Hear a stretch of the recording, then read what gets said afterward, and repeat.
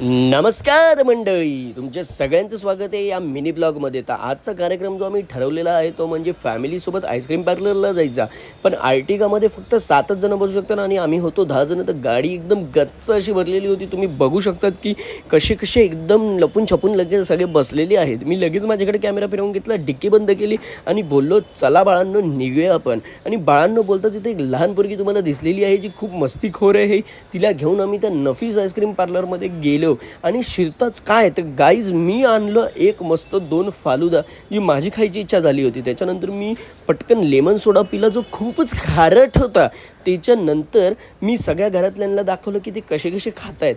नंतर हे सगळं झाल्यानंतर सासू आणि सुनांची गप्पा गोष्टी चालू झाल्या. त्याच्यानंतर आम्ही एका अशा महापुरुषाच्या दर्शनाला निघालो ज्यांनी भारताचं संविधान लिहिलेलं आहे आणि खासदार डॉक्टर श्रीकांत शिंदे यांनी पहिल्यांदाच कल्याणमध्ये असा मोठा देखावा स्मारक बाबासाहेब आंबेडकर यांचा उभा केलेला आहे.